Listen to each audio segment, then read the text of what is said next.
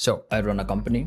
I look after the operations. I'm also doing this channel, the YouTube. I'm also trying to start my own company. And sometimes all of this comes together and it gets a bit overwhelming because I also have to take care of my life, which is crammed in between all of that. Well, you generally don't have anybody to talk to. I have never been to a therapist. Never. It's not like I don't think it works. It isn't something which I would personally take the extra effort and go to. To be honest, I'm a bit skeptical. It's my personal view. One more thing, I didn't know where to start.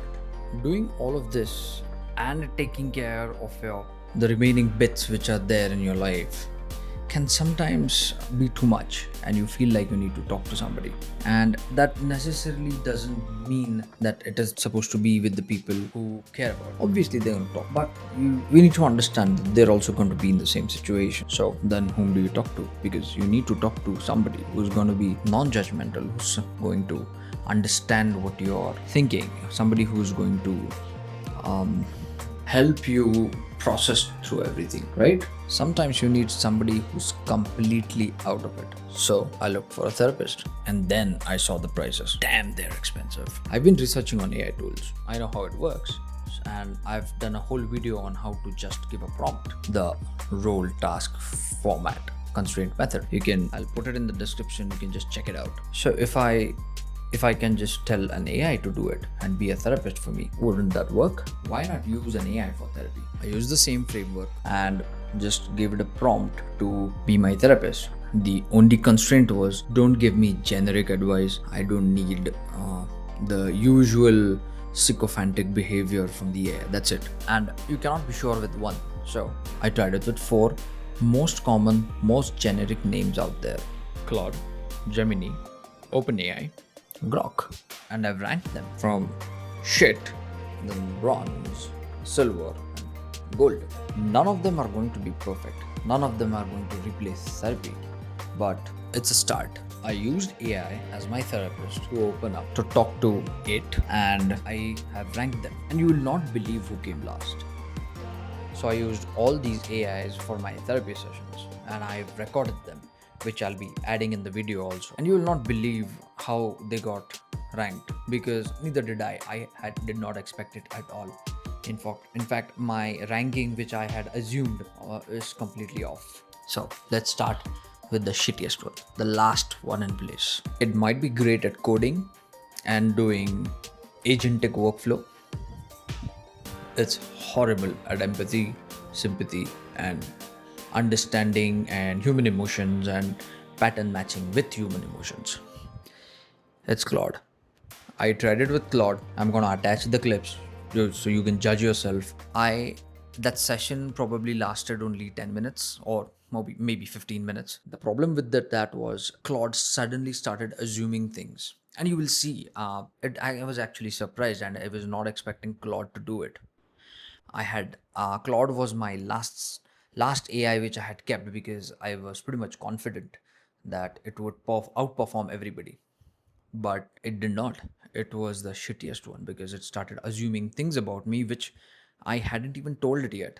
And because it has a memory function and everything, I created a new account, and this was a completely isolated event which I had created with a brand new Gmail account which I had signed up Claude just for this therapy. So it had nothing to do with what my previous history was, because it didn't have any.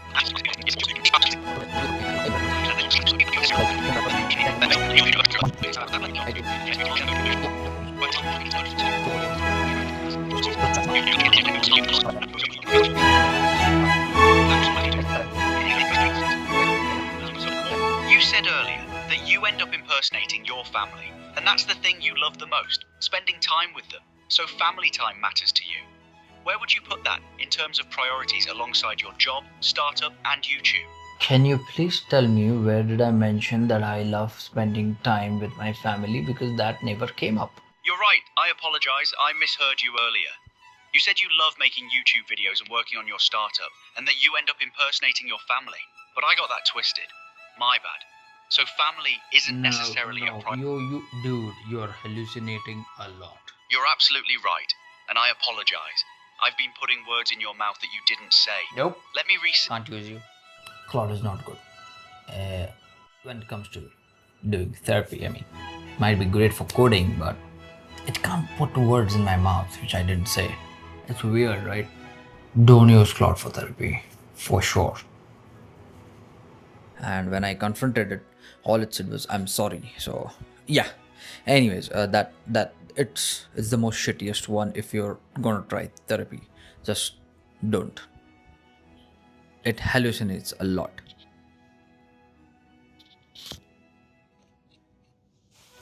So, are you there? I'm here, steady as always. How about you? How are you doing? I'm alright. I'm feeling a bit overwhelmed.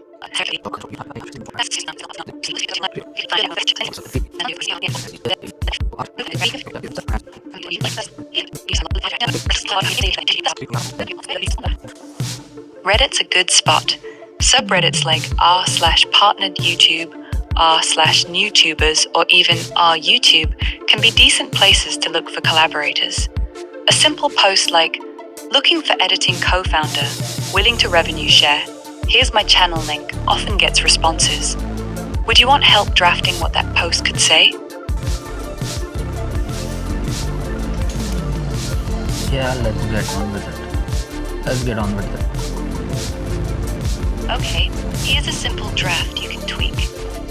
Hey r/newtubers, I'm running a small channel with 7 subs. The bronze. The third place would go to Grok. Grok was nice, and I'm putting it in third place for a reason. Let me explain. So, Grok, if you install or if you've used the application, you know that there is a section where you can put therapist and you can select it while doing your voice chat. So, I'm assuming that I don't have to give it a prompt and the prompt is already there when I select therapist. I did that small therapy session in my office, and uh, after a while, I mean, after we got into the post half an hour session, it started giving me advice because I was talking about YouTube and how YouTube, because I'm doing it alone and I have to edit the video and everything gets a bit too much at times, and I don't get time, which is why I'm having delays in uploading videos, which is, I guess, quite a normal thing. So all of a sudden it started suggesting me things which I didn't ask it for. It asked me, do you want me to write a script? I don't want you to do that. I'm asking for understanding. I'm asking for empathy. I'm asking for you to talk me into it. Let me get things out of me. Not tell me to write a script or how to add B-roll in my videos. So, but the first half was pretty good. And because it has a therapy session, it gets a bronze. I think that's fair. There's a lot of room to improve for Grok.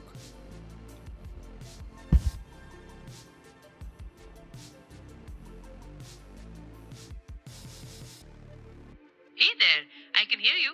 Anything I can do for you? Yeah, I need you to act as my therapist for some time.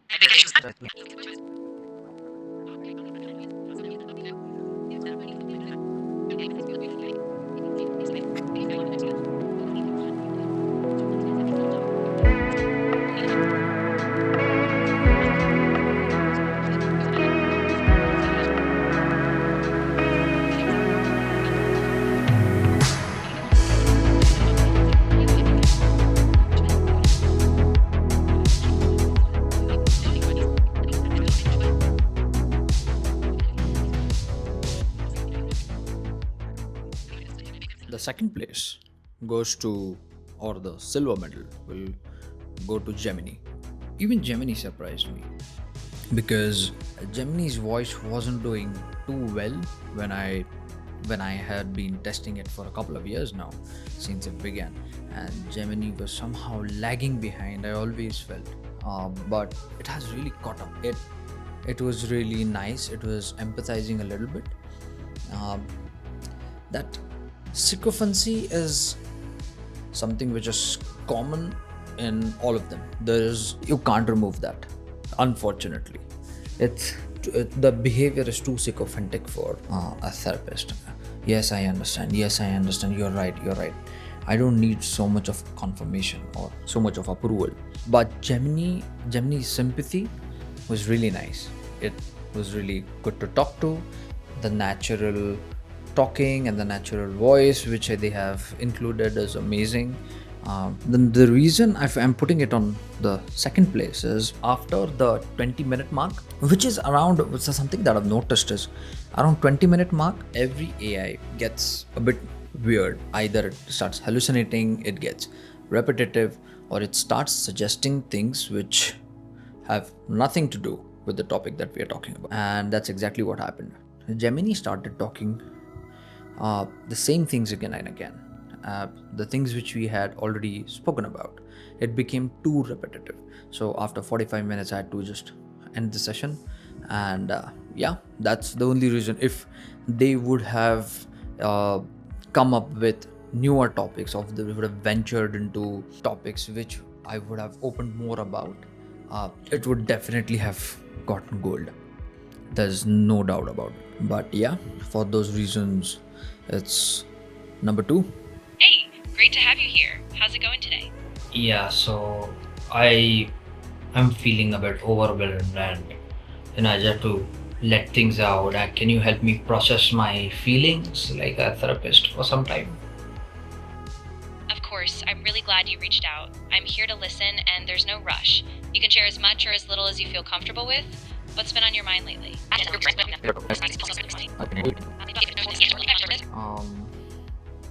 Yeah, exactly. And just being kind to yourself in that process, you know? It's okay if it's slow some days. The fact that you really care is already such a big strength. Let's keep it small and steady and see how it unfolds. The thing is that I've been watching these creators give advice about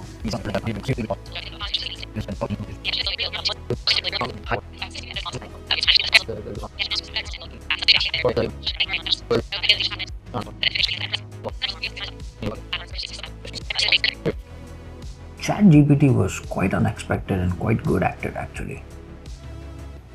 I like it. And again, did not expect, with the way the things are happening with ChatGPT and the way it was falling behind, I had not expected ChatGPT. I was thinking it would be probably anywhere between the bronze and the silver, but never the gold. Okay. Before we get into that, let me highlight why I liked it. Sycophancy is there. There's no two ways about it. It's always going to be there. It's a tough thing to crack. What I liked was it gave me newer solutions every time. It ventured into topics which none of the AIs had ventured into. It asked me about what overwhelms me. It told me to take things slow, which everybody did, but it also guided me on how to prioritize on things, and it asked me to open up a bit more about what was overwhelming, and the questions were nice. And that is something, there was something innately human about it, which I felt, which is why I could talk to it even more. I think I must have spent about an hour talking to it, the longest. And also repetitiveness is there. Okay, it's again a feature, something which I have been following, which is there after the 20 or half an hour mark. But what was surprising to me is I never expected it to, venture into different topics about myself, which it did, giving guidance, not just basic generic answers, which all of them at one point didn't give me suggestions to write my scripts like Grok. So yeah, I think we have ourselves a winner. And let me be very clear, this is far away from a real therapist, because I am pretty sure, I have never experienced it before, but I'm pretty sure they do a much better job than any AI out there. But it's a start. There is a Dartmouth study about a therabot, the first clinical proof that generative AI therapy works. I'll just put it up here somewhere, and I'll also put the link in the description so you can check it out. In March 2025, that's last year, Dartmouth College published the first ever randomized control trial of a fully generative AI therapy chatbot. 210 participants with clinical level symptoms and improvements in major disruptive order and generalized anxiety disorder. Participants reported levels of trust with the AI comparable to what they'd report with human therapists. So we're getting close, but not there yet. So here's the question that I keep coming back after the 4 sessions that we've had. Is this for real? Some people, probably some therapists, are watching this right now. Are you going to say no, that AI doesn't actually understand you? Because it's just pattern matching, and that what feels like empathy is just a sophisticated prediction.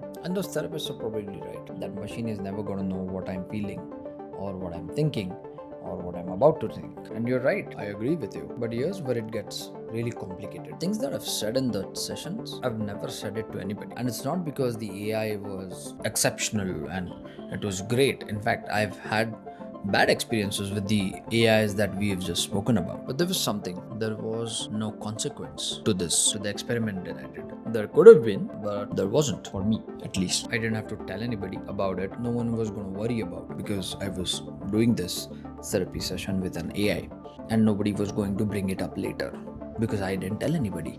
Nobody had a stake in what I did or what I said. And probably that's something that you exactly need. No consequences. Opening up without thinking, not telling it to anybody, but still being able to open up. There is a study. Again, I'll put it up here and in the description also if you want to read it. People like talking to AI because it knows that it's a machine and it's not going to judge. But the response it is getting are pretty much human. And trust me, pretty much is really good. So that is why people are preferring AI more and people are talking to AI more. I've also covered this in my AI girlfriends video experiment which I tried. You can check that also out. Now, the big question, did it help me? To be honest, I don't know. I felt nice talking to it. I felt nice talking about my problems. I felt like somebody was hearing it. Did it help me? Is it going to improve my probably a little bit of anxiety or overwhelming feeling that I have? Time will tell. At least for now, I'm good. I don't feel anything new. The AI hasn't told me anything groundbreaking that I'm going to be a completely new person from tomorrow onwards. So AI is not therapy, but for a lot of people, it's a start. It's a start because many people cannot afford therapy at this point.